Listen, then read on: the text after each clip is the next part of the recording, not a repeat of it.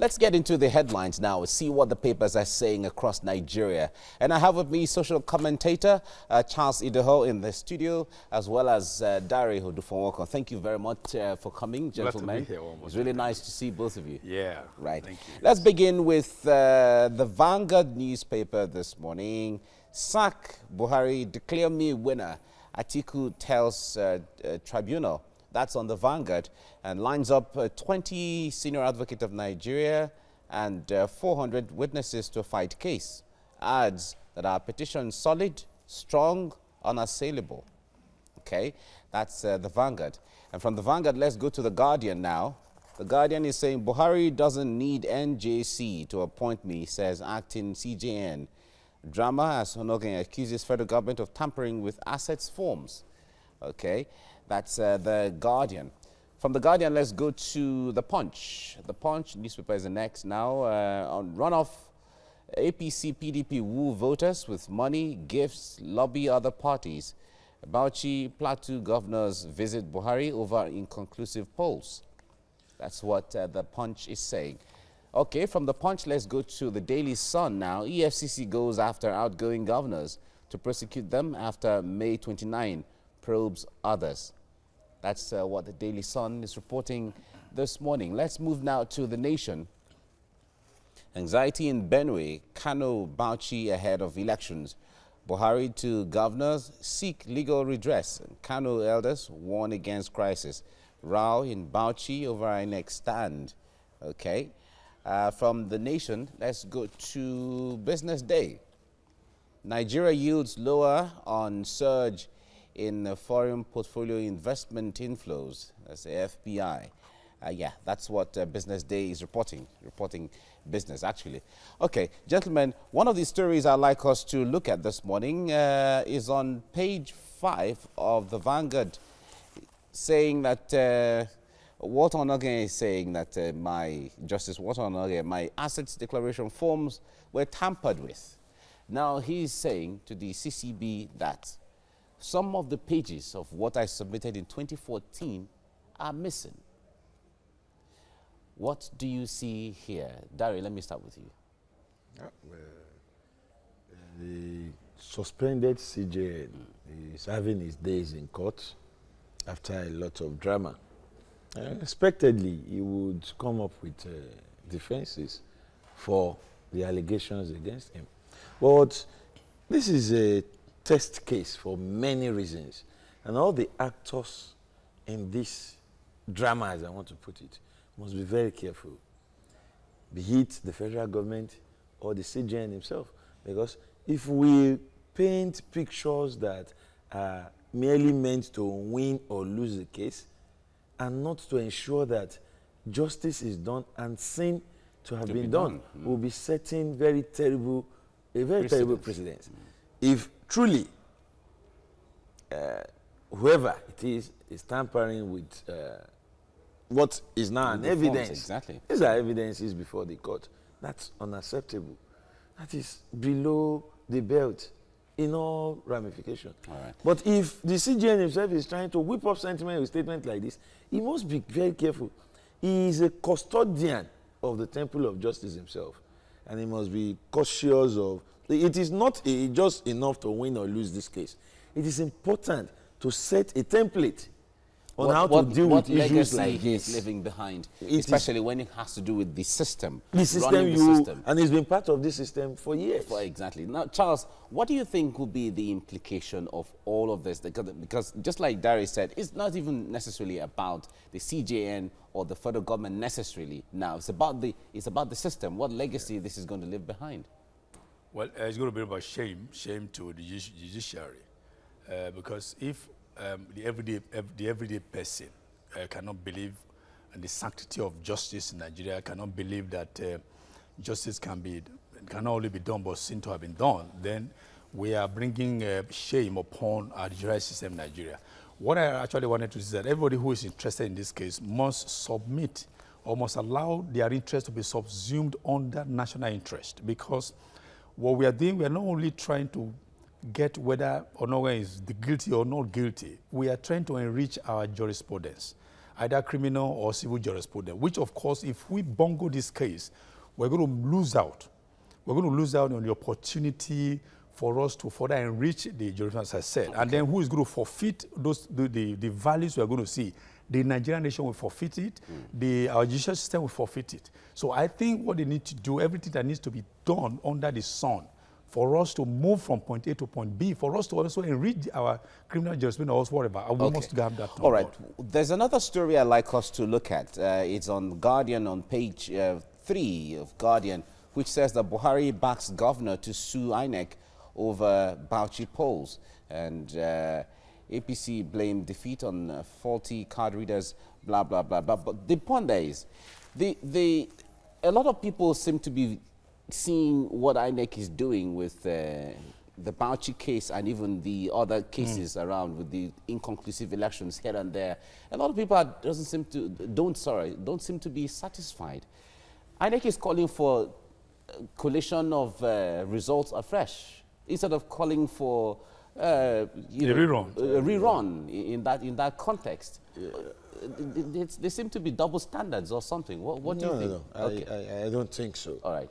And in fact, as regards Annex Directive, in the matter concerning the Tafawa Balewa local government in Bauchi, I totally agree with the Commission's position. Why is that? See, the Commission came out to say, we've suspended collation in these areas for these reasons, and we are most likely to have a rerun election in this area. But the same commission said, no, we want to continue with collation in this particular place. And they gave a reason. The reason being that we set up a committee to look into the circumstances, the allegations, the claims of the stakeholders, of the gladiators. INEC didn't have all its men on ground in Bauchi. It had representatives who in turn had to work with stakeholders, party men, politicians. And but some parties accuse the committee came up with, we think with the things that happened there, let's complete the collation. The issues that were not as serious as they were painted to warrant total cancellation. So the commission is also enriching our electoral process. All right, Charles, on the other hand, the members of another political party are saying that the committee that came to investigate or make inquiry were affiliates or people who were allied to some other political parties here. And, especially the Speaker House of, because they said that the chairman of that committee was an ally of the Speaker House of Reps. Mike, you see, one thing about Nigerian politics is that people will always look for stones to throw. Okay, they want to this mudslinging. I think it's a Nigerian native. The political mudslinging is a Nigerian native, because even people who ordinarily don't even have electoral value, who know that in politics in Nigeria you have both pretenders and you have those contenders. So among the pretenders, and they are even the one that make the most noise. But I haven't said that. I think. So who is pretending here in this case? No, I wouldn't. But you said other parties. You said other parties. Everybody. No, Mike even said other parties. Yes. So the other parties are pretenders. Pretending? Well, in Bauchi, in this case, there are pretenders. One should not see a pretender or a contender. These are contenders. They have to go into runoff. No, but you see, even you, in most cases, you also say. The front runners and the others. Even I just said the others. So the other, who are the others? The others are pretenders. That's what I mean. But I haven't said that. I think the issue of collation and rerun, INEC must tread cautiously.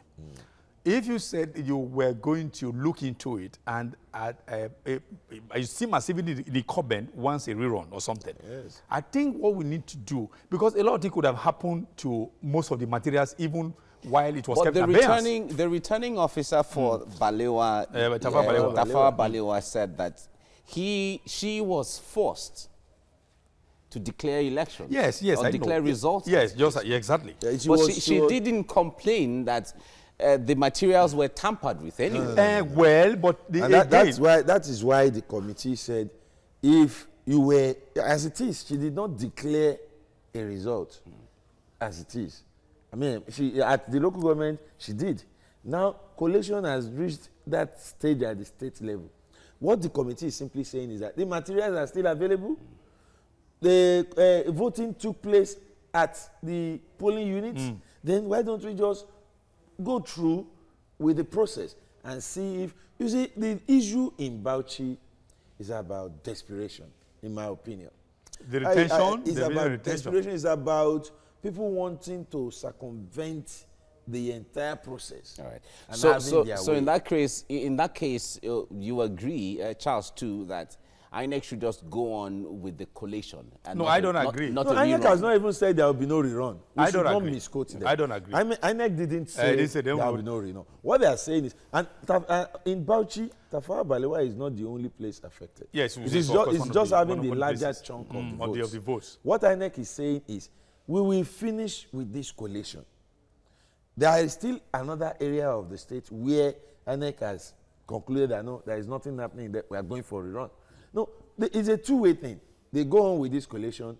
Whoever wins, it is likely the figures will still not be enough. No. I think what I think INEC should do, where the places where you have disputes, they already have results in other areas that are not in contention. Yes. But what I think is that where you have disputes, those areas have disputes, I think they start on a clean slate.